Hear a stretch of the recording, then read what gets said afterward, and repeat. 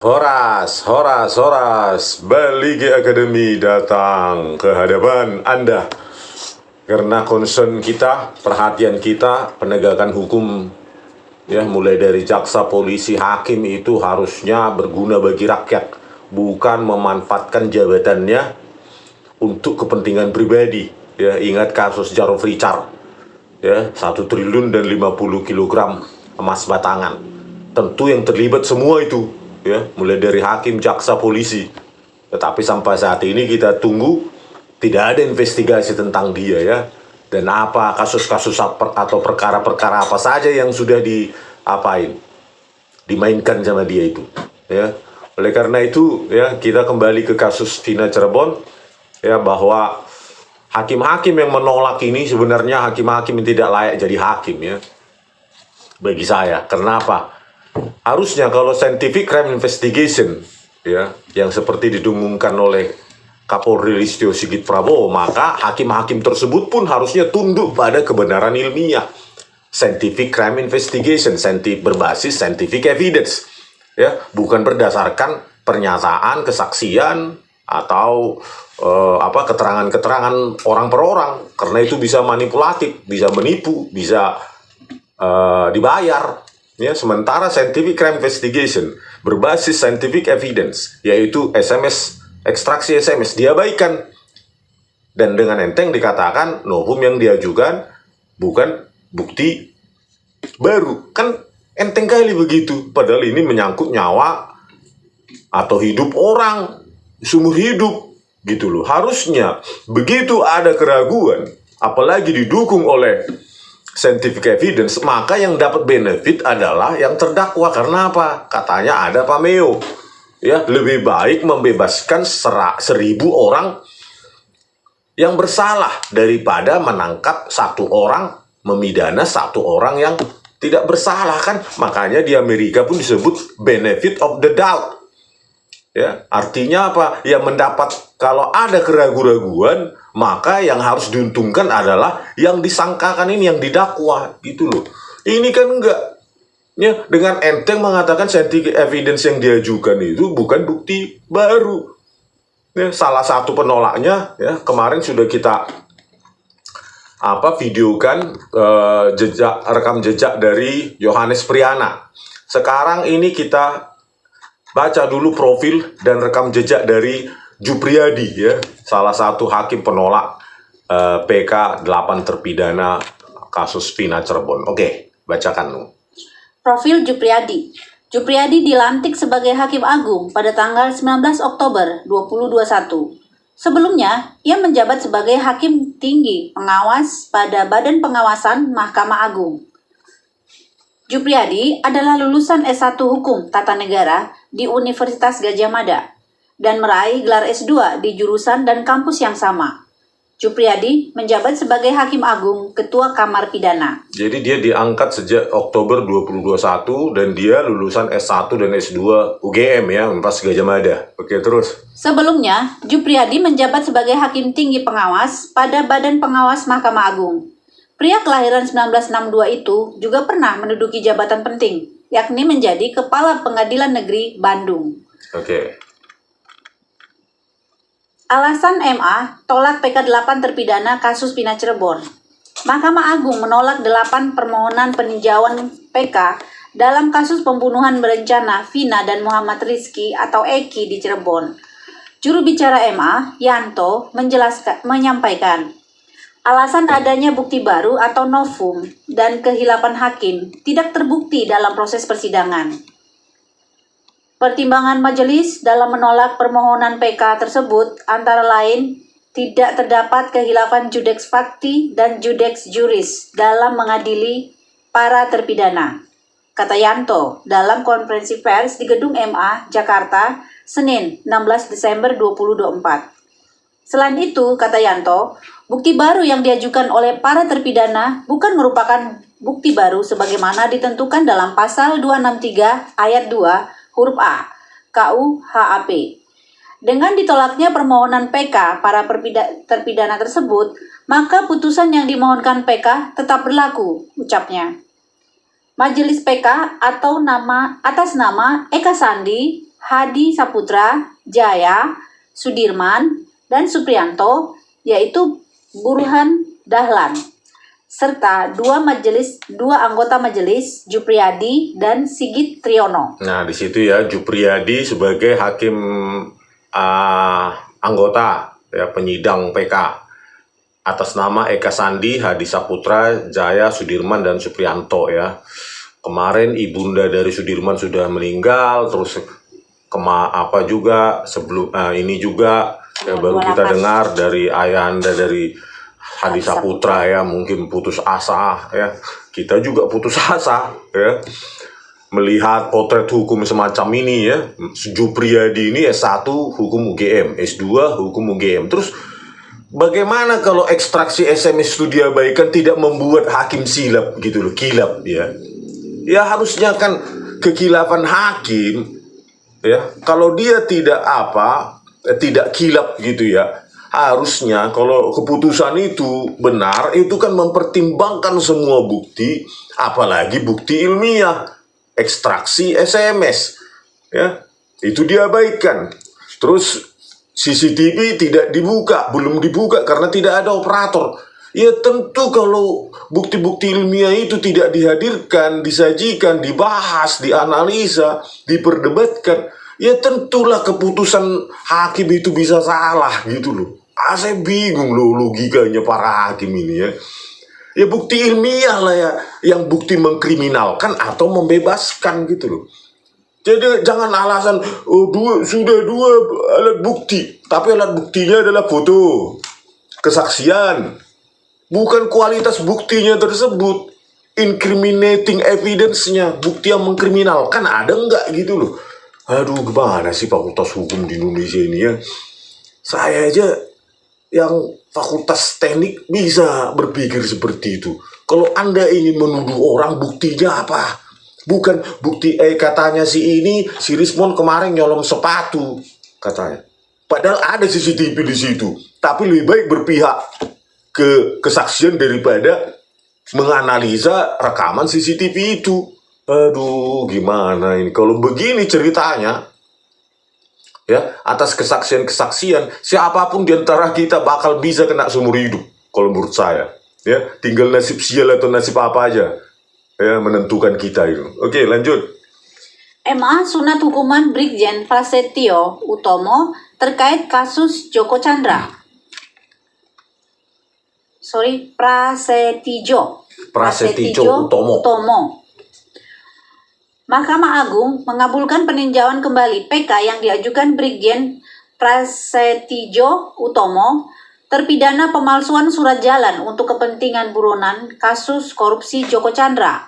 Dalam putusannya, MA menyunat atau mengurangi hukuman Brigjen Prasetyo Utomo yang merupakan mantan koordinasi dan pengawasan PNS Bareskrim Polri itu dari 3 tahun penjara menjadi 2,5 tahun penjara. Nah, disunat ya, Mahkamah Agung baik sekali ya kalau udah polisi yang melakukan begini, korupsi, ya, pemalsuan, ya, walaupun sudah ada bukti incriminating, tetap saja dikurangi ya, 3 tahun menjadi 2,5 tahun penjara. Oke, lanjut.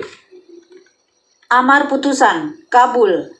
Bunyi putusan MA yang dikutip dari laman Kepanitraan MA Senin 25 April 2022. PK itu diajukan Prasetyo Utomo melalui kuasa hukumnya ke Pengadilan Negeri Jakarta Timur pada 7 Februari 2022 atas jenis perkara pemalsuan surat. PK itu diputus Majelis Hakim MA yang terdiri dari Edi Army, Diarso Budi Santiarto, dan Jupriyadi pada 12 April 2022. Bertindak sebagai pengadil dalam sunat hukuman kali ini adalah Edi Army, Diarso Budi Santiarto, dan Jupriyadi.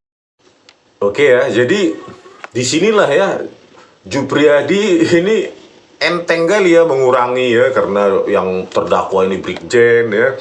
Jadi walaupun sudah ada bukti yang mengkriminalkan, incriminating evidence, tetap aja dikurangi ya dengan enteng. Bukannya dia bilang gampang, novum yang diajukan bukan bukti baru, Ya kan, enteng dia.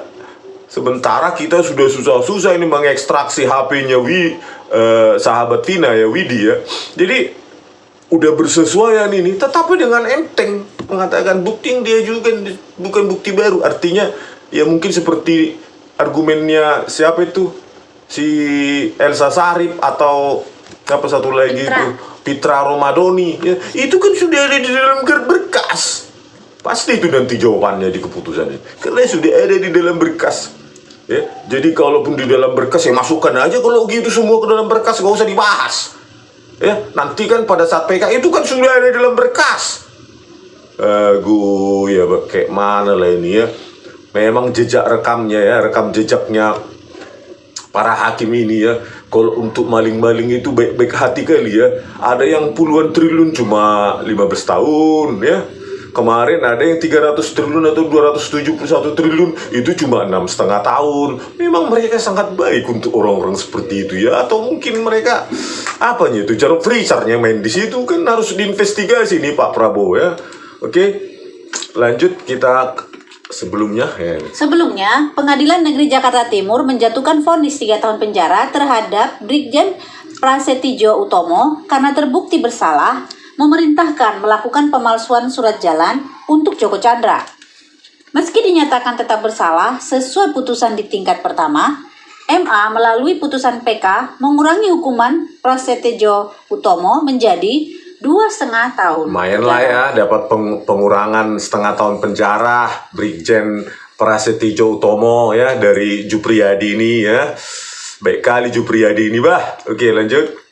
Menyatakan terpidana Prasetyo Utomo, SIK, MSI, terbukti secara sah dan meyakinkan bersalah melakukan tindak pidana, menyuruh melakukan pemalsuan surat secara berlanjut dan setelah melakukan kejahatan dengan maksud untuk menutupinya, menghancurkan benda-benda dengan mana tindak pidana dilakukan secara bersama-sama, menjatuhkan pidana kepada terpidana. Oleh karena itu, dengan pidana penjara selama 2 tahun dan 6 bulan, kata Jubir MA, Andi Samsan Ngandro saat dikonfirmasi Senin 25 April 2022. Nah inilah ya, kalau di negara kita ya, seorang pejabat menyalahgunakan wewenangnya, memalsukan surat, dan apa itu untuk menutupi, menghancurkan benda-benda dengan mana tindak pidana dan bla bla bla, itu kalau sudah pejabat di Indonesia ini ringan kali lah pokoknya hukumannya ya. Padahal kalau kemarin ada yang apa itu mencuri apanya itu, singkong atau yang lain-lain ya, atau mencuri motor aja lah yang kecil-kecil ya, itu bisa 2 tahun penjara. Tetapi kalau sudah puluhan triliun cuma 15 tahun, 16 tahun gitu. Bayangkanlah nilainya motor dengan kerugian negara puluhan triliun. Kalau pakai matematika dasar saja ya, matematika dasar ya, 10 juta lah dulu taruh motor bekas. Terus yang satu lagi 10 triliun. Itu kan harusnya sudah berapa ribu tahun itu harusnya ya. Itulah matematika dasar, logika matematika dasar para hakim Indonesia ini nggak sampai SD kurasa ya. Yang maling motor 2 tahun. Tapi yang 10 triliun cuma 15 tahun gitu. Nanti korting-korting. Terus penjaranya enak. Aduh, gimana nya Indonesia ini ya, belum merdeka saya lihat bah. Ya dijajah kita sama kaum sendiri nih. Oke, lanjut kasus berikutnya. MA juga sunat hukuman istri Ferdi Sambo, Putri Chandrawati, dari 20 tahun menjadi 10 tahun penjara. Mahkamah Agung menolak kasasi yang diajukan terdakwa Putri Chandrawati dan JPU. Dalam nomor perkara 816 Kapit 2023, MA mengubah hukuman Putri Chandrawati dari 20 tahun penjara menjadi 10 tahun penjara. Terdakwa Putri Chandrawati, PN pidana penjara 20 tahun. Pengadilan Tinggi menguatkan pemohon kasasi, penuntut umum, dan terdakwa. Amar putusan kasasi, tolak kasasi, penuntut umum, dan terdakwa dengan perbaikan terdakwa menjadi pidana penjara 10 tahun, kata Kepala Biro Hukum dan Humas MA, Sobandi dalam jumpa pers Selasa 8 Agustus 2023. Putri diketahui divonis oleh PN Jakarta Selatan dengan pidana 20 tahun penjara. Putusan tersebut kemudian dikuatkan oleh Pengadilan Tinggi DKI Jakarta. Sidang putusan kasasi ini dipimpin 5 hakim agung, diantaranya Suhadi dan 4 hakim anggota, yaitu Suharto, Jupriyadi, Desnayeti, dan Yohanes Priyana. Nah, inilah kan Jupriyadi, ada Yohanes Priyana juga ya yang menolak PK 8 terpidana Cirebon. Jadi mereka kalau ke pejabat dan istrinya, keluarganya itu baik hati kali memang. Bayangkanlah kortingnya itu 50% dari 20 menjadi 10 tahun. Memang sangat baik Jupriyadi ini, Yohanes Priyana ini ya untuk orang kalangan atas.